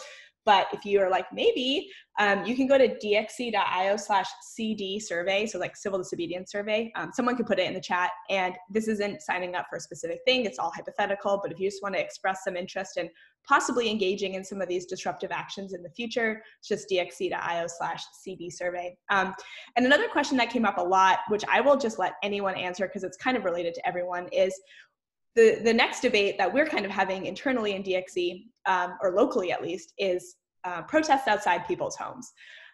Should we do them? Are they always okay? Are they never okay? And this would be, in the context of possibly like a prosecutor who's prosecuting us or someone like that. What are the optics? What are the pros and cons of really taking that protest right outside someone's home? Does anyone want to go first and answer that question? I could give that a go. I've actually done protests outside of people's homes, but a couple of things. Really careful not to give the address out publicly online if I'm live streaming, because we know our actions, that we're peaceful, we're non-violent, we can almost have a party celebration vibe going on outside someone's home. But if we give that address out online, we don't know who's going to pick that up and who's going to come along. So I think as long as you do a protest at someone's place of residence, it can go in a really good way. Yeah. Go for it, Jessica. Yeah, so I just wanted to add, from my perspective, in the media, I've written about, I think it was you, Jenny, attending someone's home for a protest during the Animal Liberation Conference in Toronto. And this particular one was really good for me to write about because the person's home who they occupied the front lawn, it was the owner of major pig slaughter plant. And his home was huge, like a palace out in like the most, expensive suburb outside of Toronto. And I think that in itself allowed media to there's more to the story than just activists are occupying this, slaughterhouse owner's front yard kind of thing. The fact that this guy's palatial mansion looked the way that it did allowed the optics of that to become really the biggest part of the story, and then you get the opportunity to talk about the pig slaughter and environmental issues and everything else that we would always want to talk about, but it added something to the story. So if you can sort of find that extra bit to it, then occupying someone's house in that way would allow more media coverage. Yeah, so I would throw in a couple of things. One, the criminality of home demos is a state by state and even a city by city thing in the US. So before you plan a home demo, you definitely want to make sure that there's not a local ordinance that would criminalize it just in and of itself. Constitutionally, you have the right to exercise your First Amendment rights on public roadways and on public sidewalks in a reasonable time, place, and manner. That means like doing a home demo during the day hours is going to be viewed differently than 3 o'clock in the morning with a floodlight and a bullhorn. Because if that was happening at 3 o'clock in the morning, cops are going to have an easy way to shut that protest down. The second thing is you have to be really well disciplined in doing home demos, because if anything occurs that could be viewed as technically a crime, like someone stepping on private property that's marked as private property, now you're trespassing. If someone goes up to the door and has a conversation with the occupants, there's always the potential that now you're dealing with like harassment or, something else. The worst case scenario in home demos in the animal rights context historically has been the targets filing for restraining orders, stalking orders, and other civil processes like that. That is really problematic because, number one, it's tough to win those as activists. You know, they were historically and currently created to protect victims, you know, especially domestic violence victims. And so the court standard is, if there's anything there, they're supposed to err on the side of protecting the victim. And so the standard is really low for activists in ending up with restraining orders or stalking orders. Restraining orders and stalking orders are civil, so it's not a conviction of a crime, but it is really problematic for licensing. You know, teachers, nurses, lawyers, having a restraining order against you can really impact your job, your financial aid, you know, things like that. There's often financial penalties that go along with it. And now the other side is able to say that, like, your campaign and the people involved are stalkers, you know, and are, you know, have restraining orders against them. Which, you know, there are ways, you know, there have been campaigns that have ended up in pretty bad straits. You know, I think you need to know your history. There was a campaign up in Portland where a number of people, the leaders of a group, you know, they really hadn't done anything wrong, but they basically got targeted as the leaders. And then a vivisection lab affiliate went after them for restraining orders.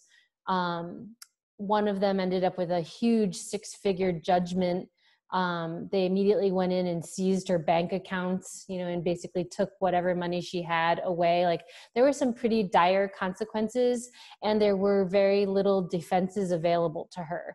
So home demos need to be taken really seriously because the consequences can be serious. And then, you know, the other thing that you really need to look at is, are there any other laws that you may be crossing, and what are the potential consequences of that? I don't necessarily want to speak to the specifics of going after a particular prosecutor or government official, but, you know, again, I would kind of go back to basic organizing pedagogy. What is your goal in doing that? You know, is this a strategy or a tactic that is going to get you to that goal? Or is there a good chance that it could actually backfire and harm the humans that are forced to engage with that person or that system in a way that could potentially be really detrimental too? So you got to think it through. The AR scene, you know, for a long time, like, you know, the Shack 7, you know, I mean, the animal rights scene has a long history with home demos. They are a really effective tactic. You know, I have defended activists in many court proceedings where big macho dudes are crying because they felt terrorized by the inability to predict when people dressed up as Ronald McDonald were going to show up with horns and chalk at his home with his neighbors watching, or showing up at his golf club while he's trying to look cool with his friends. Like, you know, there is a reason that this as a tactic has gone on for a long, long time, but it is a risky tactic. And, you know, I guess, again, I would just emphasize, like, it's very, very, very difficult to maintain the level of discipline. You know, like Jenny mentioned, you can't control who all shows up. And these types of tactics are often very prone to infiltrators and provocateurs and people that are there for bad intentions that end up causing grave injury or problems for all. Maybe I could just add just one little thing. I had Canada Goose leave a package on my doorstep on Christmas Eve, just you know, a few months back. We delivered a petition to their headquarters, and they found out my home address, and they came and they delivered a package. So you have companies acting like the mob and harassing and stalking people too. I should have maybe taken out a restraining order on them. Wow, that's bizarre, Jenny. Yeah, I think so I just wanted to say, I was thinking, and I know I mentioned this earlier, but when I think about, home demos or doing actions at the homes of powerful people, I think they don't necessarily have to be, protests or anything that's framed in sort of this intense, might be more intense because it is a home demonstration. So I think we can do things like deliver cookies or have kids singing, or think more about the framing and think, hey, this might have a higher risk. So what can we do to sound even more compassionate and be even more peaceful? And maybe all we do is sing and hold hands. Maybe all we do is write cards and say, hey, we believe in you, and we want you to, we want you to come out here and talk to us, because we're not hiding at home. We're coming outside because we're not afraid. We're ordinary people who are not criminals, so we have nothing to hide, and that's why we're not hiding. We're knocking on your doors because we're trying to open more doors. We're trying to have more, open more conversations, open more hearts and minds, and maybe, just maybe, this conversation with you might change something. It probably won't, but just having that intention and that fierce nonviolence, I think, shows. And if that results in us, facing legal repression, then we already know how that story gets told, and we're fine with that. If we're gonna face charges for, well, maybe I shouldn't specifically talk about the person I was gonna say, but if someone really powerful and all I'm doing is just, knocking on their door and saying, hey, here's some cookies, here's a card, and we believe in you, we want you to help us, and instead of charging us, then that's something that I personally am okay with. So I think it's all about messaging and framing, and I feel really confident in DXC's ability to pull off an action at a home. I'm not saying demo, because it could be something different. And the reason for that is because we've mobilized hundreds of people, 600 people, to go inside of these farms. And that's a lot of, we have to think about all of these things, and we've already had training in that. So hopefully we can continue training more people, and not only in how to do these actions in a way that we're being thoughtful about the messaging, but also how to do them, how to have that genuine love, that genuine fierce nonviolence. I will just add, though, in the vivisection context, especially in California, what we know for fact is that the FBI and the animal industry went around to researchers, university employees, janitors, et cetera, and told them, these people are coming for you and your babies, they're violent, they're, crazy, all sorts of scary horror stories, so that, and even though that was totally false and, malicious and all sorts of effed up for a million different reasons, the humans, as they were standing behind their door, were not thinking that you were there to have a polite conversation with them. They had been brainwashed to think that you were there to get their children, and you really need to be prepared for that as a response. And maybe there needs to be dialogue working up to that point, but don't think that just because you have good intentions and you're a good person and you have cookies in your hand, that the human inside that golf cart is going to believe that, because they have been told something very different intentionally, by an industry that profits off of that fear. I was going to say, I wonder how many people have been in DXC's history have been arrested with cookies in their hands. I'm going to let Jessica chime in, last comment, and then we'll wrap it up. Go ahead. Oh gosh, pressure of last comment. I just wanted to add that the action, I think it was Joanna that on the dairy farm in Ontario, where they brought flowers and vegan pastries for the farmers that they were, occupying onto the farm. I used that a lot in my writing. I talked about that point a lot. To sort of balance out the storyline, and also in my arguments with farmers on Twitter, which is like a daily thing for me, I use that point a lot too. Talk about holding the peace sign, offering flowers, offering pastries, something like that. It may not be legally the most effective strategy, but for me to write that narrative, it's helpful.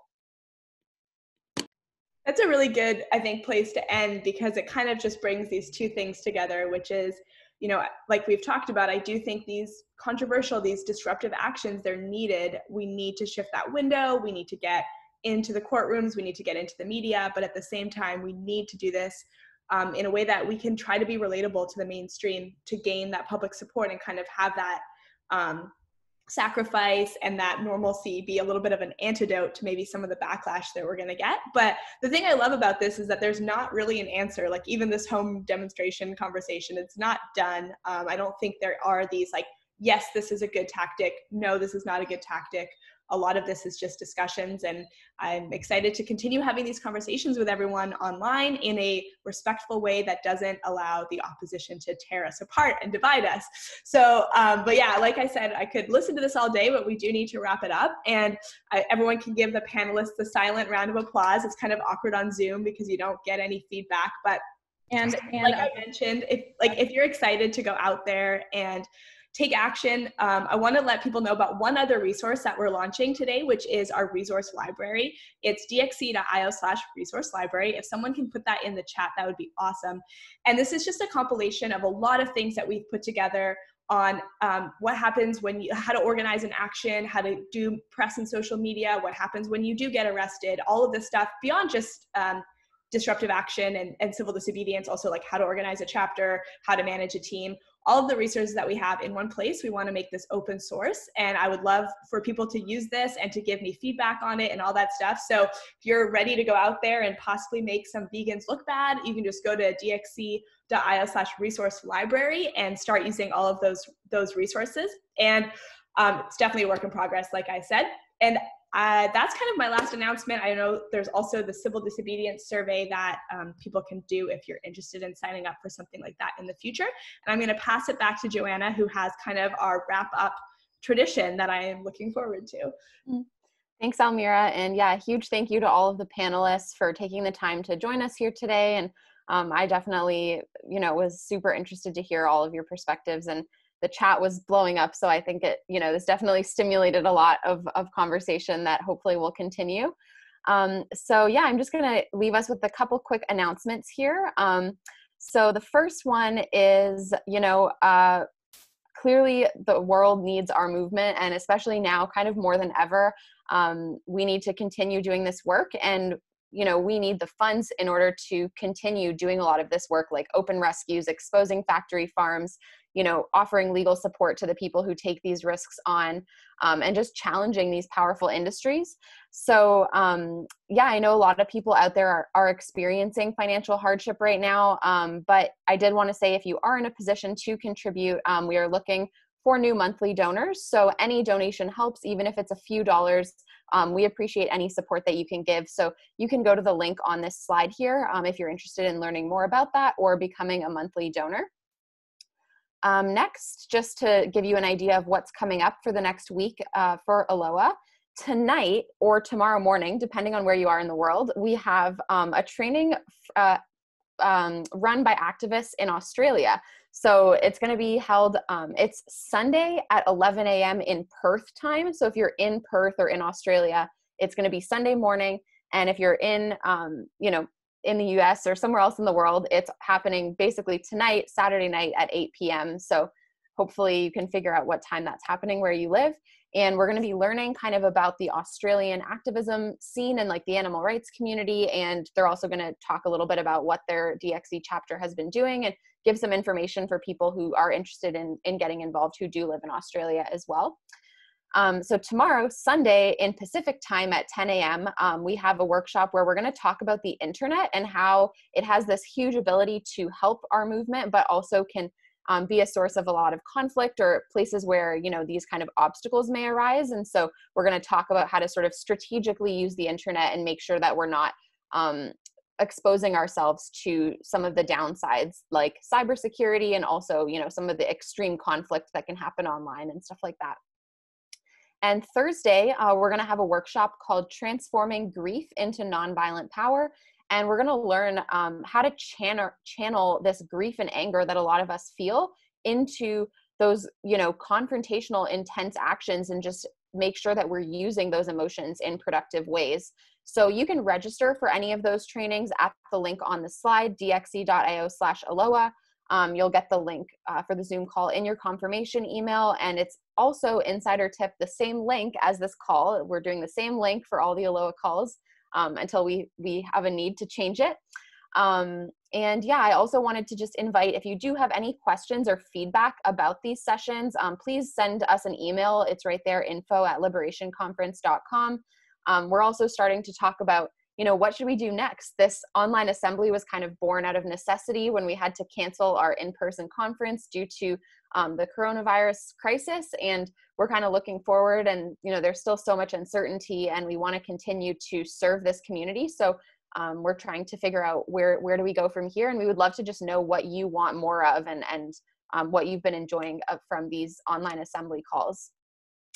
And finally, next Saturday, it's loading. Okay, there we go.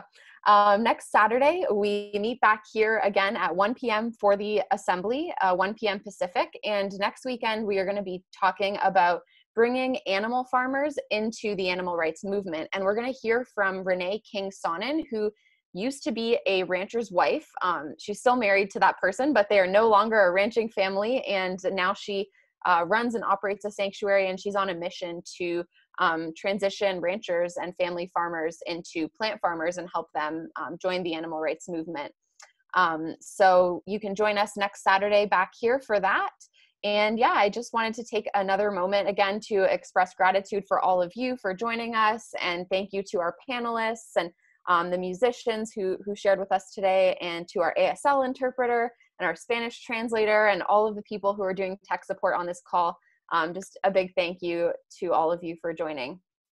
And some of you, especially if you're sticking around at this point, you're probably familiar with this sort of closing ritual that we've been doing on these calls. And we have borrowed this one from the United Farm Workers movement, and this is called the Unity Clap. So it was started by the United Farm Workers in the 60s as a way to kind of have a solidarity exercise between members of their group who spoke different languages and they weren't able to communicate with words. And so at the end of each day, they would do this clap, and even if they were far away from each other in the field, it was a way for them to feel connected. So the clap starts off really slow, and then it gets faster and faster, kind of like a heartbeat, and then we'll end with one final clap altogether. And so we're gonna unmute everyone now, and once we end the clap, that will be the end of the call, because it's gonna be a little chaotic with all the noise. So yeah, thanks again for joining us, and we'll see you all soon. And here we go, we'll start the Unity clap.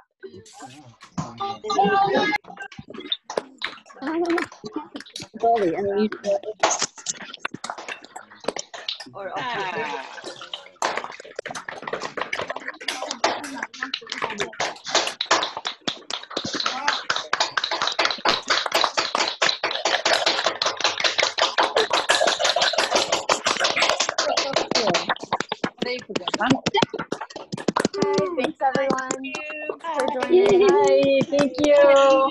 Thank you. Bye everyone.